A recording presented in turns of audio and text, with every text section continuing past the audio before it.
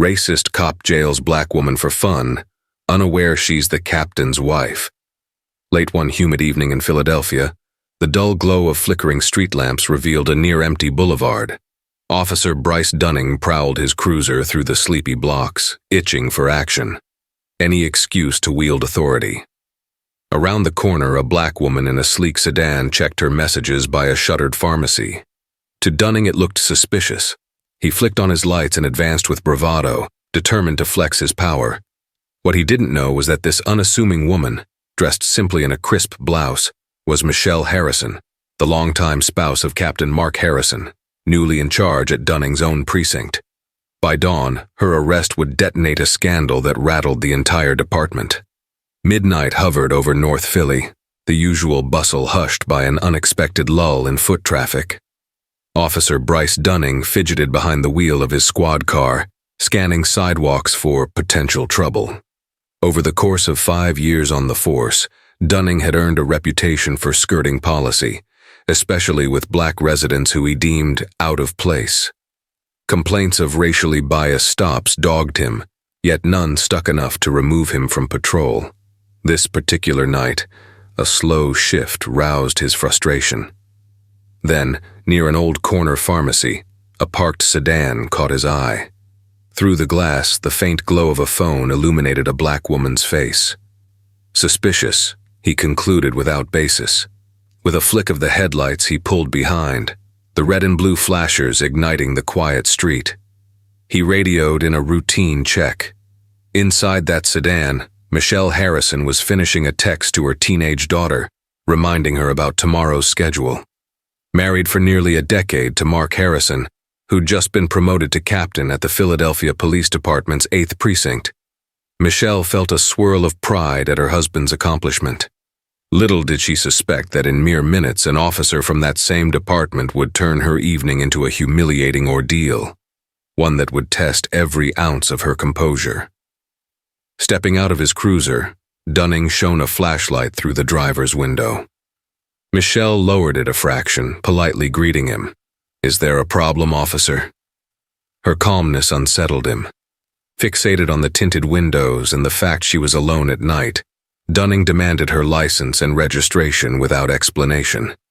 Michelle complied, quietly bemused but cautious. She'd read countless stories of routine stops turning ugly, especially for black citizens. He studied her ID, seeing Michelle Harrison, 38, no criminal record. He frowned, scanning for something else. "You live in West Philly? Why are you out here in North Philly at this hour?" The question bore an edge of suspicion.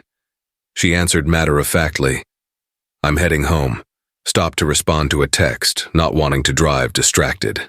Dunning remained unconvinced. "This area's known for break-ins," he said. "Step out of the vehicle so I can check for anything unusual." Michelle's heart sank.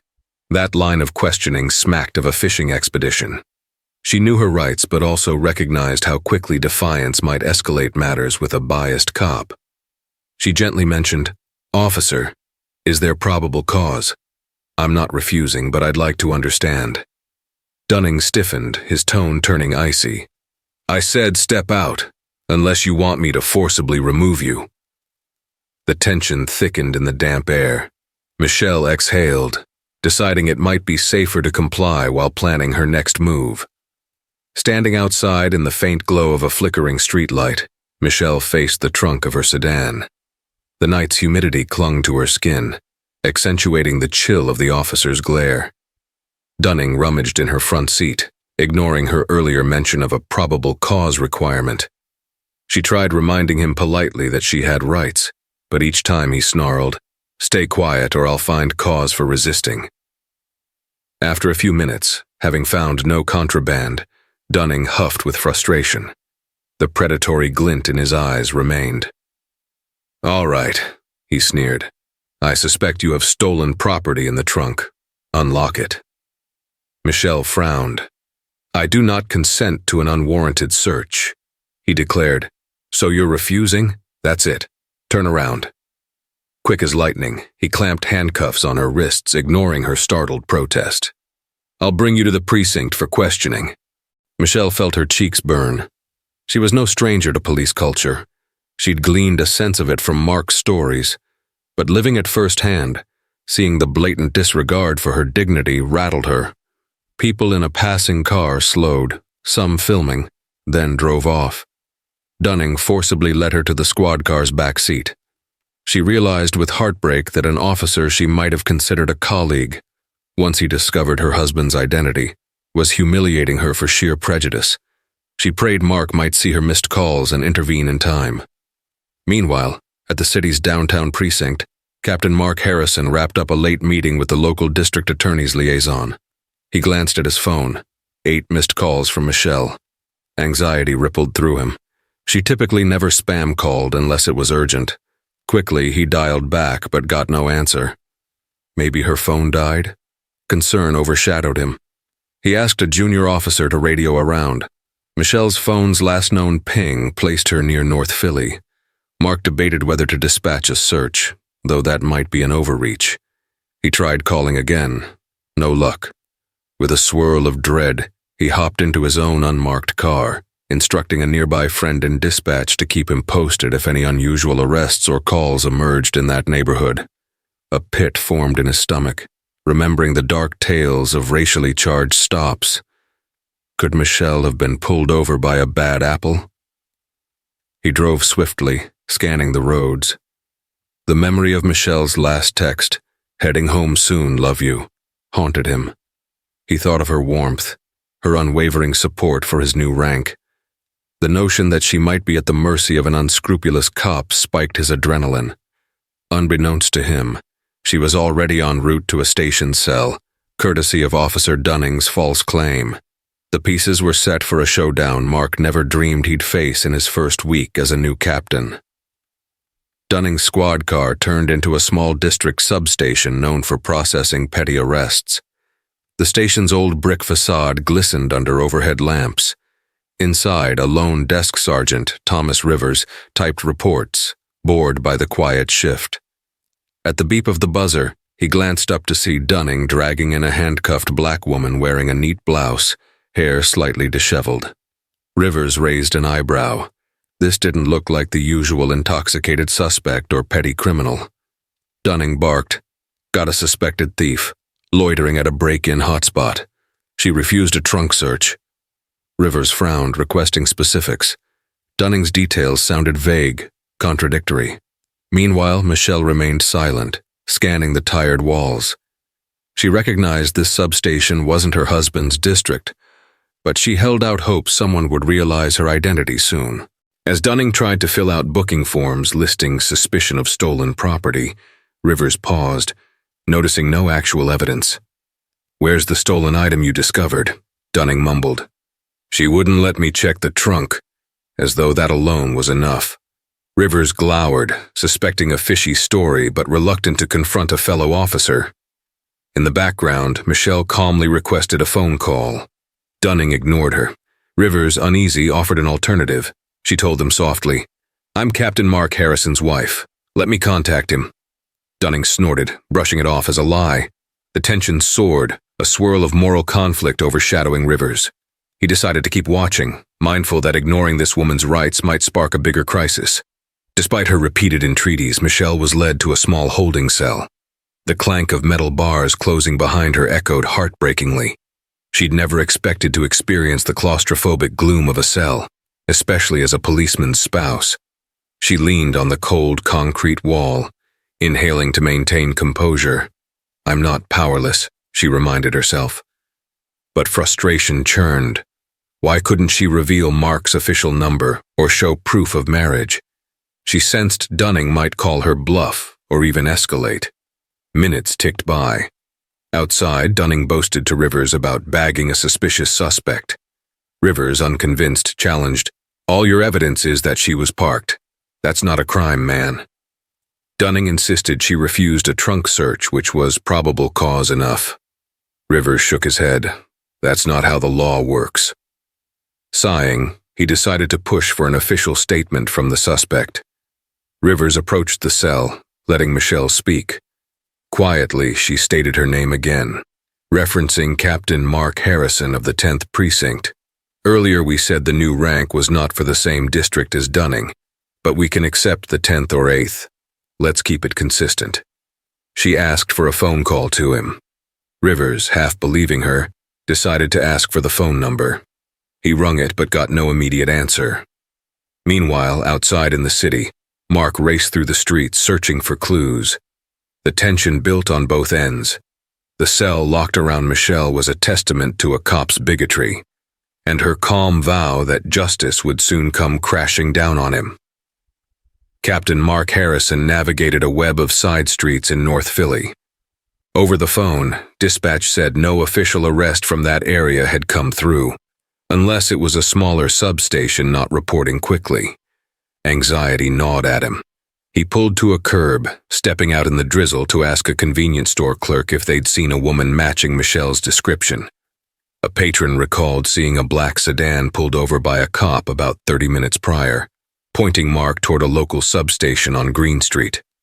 Mark sped there, mind swirling with apprehension. Why no official booking radioed in? He arrived at the substation's entrance, a modest building overshadowed by a flickering sign. Entering briskly, he flashed credentials to the front desk officer, explaining he was searching for a missing woman, possibly brought in. The desk officer, thrown by the presence of a captain from a different precinct, stammered that Officer Dunning had indeed brought someone in for suspicious activity. Mark's heart pounded. Is she in a cell now? The officer nodded. Mark demanded to see her. At that moment, the tension soared. The officer realized the gravity. If this detainee was the captain's wife, a meltdown was imminent. Mark clenched his fists, bracing for confrontation with whichever officer was responsible for jailing his spouse over a bogus charge. In the holding area, Michelle heard footsteps and muffled voices. Then the cell door swung open to reveal Mark Harrison, breathless, relief and anger mixing in his expression. She rushed forward, tears of frustration welling. Mark, he wouldn't let me call you. Mark gently touched her shoulder, turning to Rivers, who'd accompanied him. We're clearing this right now, Mark said, voice trembling with rage. Rivers explained the minimal info he had, that Dunning claimed she was suspicious, refusing a trunk search. Mark's face hardened. He demanded an immediate release and the record of her arrest. Rivers complied, handing over a flimsy booking sheet. The allegations read, loitering, possible theft suspicion. Mark's frustration soared. He basically fabricated nonsense. Meanwhile, Michelle retrieved her belongings from an evidence bag, forced to sign a release form. Dunning apparently was in the break room, unaware of the captain's presence. Moments later, Mark commanded the desk officer, "Get Officer Dunning out here now." Rivers, equally uneasy, complied. Dunning, strolling in with casual arrogance, froze seeing Captain Mark Harrison. He recognized him from departmental bulletins, the new top figure from the 10th precinct, and the woman he'd arrested for fun, the captain's wife. His smug facade vanished. The hush in the substation braced for the storm about to erupt. Mark confronted Dunning in the substation's corridor, his voice low but seething. You arrested my wife, no probable cause, refused her phone call, tried to frame her for loitering. Dunning stammered. It's not like that, sir. She was suspicious. Mark's glare cut him off. So suspicious you needed to lock her in a cell with no phone call? Michelle, standing behind Mark, arms folded, watched Dunning squirm. Rivers and a handful of cops hovered in the background. Some recorded discreetly, anticipating the final blow. Mark gestured at the booking sheet. This is a joke. There's no mention of actual evidence. Did you ignore departmental policy on traffic stops and probable cause? Dunning's face reddened. She refused a trunk search, gave me attitude. Mark's composure nearly snapped. Attitude doesn't justify jailing an innocent woman, especially not the wife of a captain. A hush fell. Dunning realized his precarious position. He tried an apology. I messed up. I didn't know she was your wife. Mark's jaw clenched. So if she wasn't my wife, you'd keep her locked up? That's even worse. We're done here. He turned to Rivers. File a complaint with IA. I want him on immediate suspension. The commissioner will hear of this by sunrise. Dunning's knees nearly buckled, the dreaded specter of termination overshadowing him. Michelle exhaled, thankful her ordeal was ending, but certain the aftermath would be swift. By the next morning, the racist cop jails black woman she's captain's wife story broke internally, then spilled into local media. Bystander phone videos circulated, showing Dunning forcibly leading an unresisting woman into the station. The news sparked public outrage. The department's leadership, already on edge about racial tensions, wasted no time. An internal hearing convened within hours. Mark, though typically calm, allowed his fury to be known, pressing for maximum discipline for Dunning's blatant abuse. The hearing took place in a drab conference room, a few senior officers present. Dunning tried to spin excuses. She was suspicious, refused compliance. But Michelle's testimony, combined with Mark's eyewitness confrontation, plus the bystanders' videos, made his defense collapse. The hearing panel concluded Dunning violated multiple policies: lack of probable cause, denial of phone call, false arrest. The fun he took in humiliating her sealed it as a racist act, which was strictly zero tolerance. They recommended immediate termination, with potential criminal charges for false imprisonment. Dunning left the hearing, uniform removed, escorted by colleagues who no longer supported him. The union, seeing the fiasco's scale, withdrew from defending him. Meanwhile, the department drafted a statement pledging deeper reforms. Mark and Michelle, though personally exhausted, recognized this swift accountability might deter others from repeating such prejudice. The hammer of karma had fallen fast and heavy. In the ensuing weeks, local activists praised the quick resolution. City Hall lauded Captain Harrison for refusing to bury the scandal. The story soared on social media. Officer jails new captain's wife for no reason and gets fired.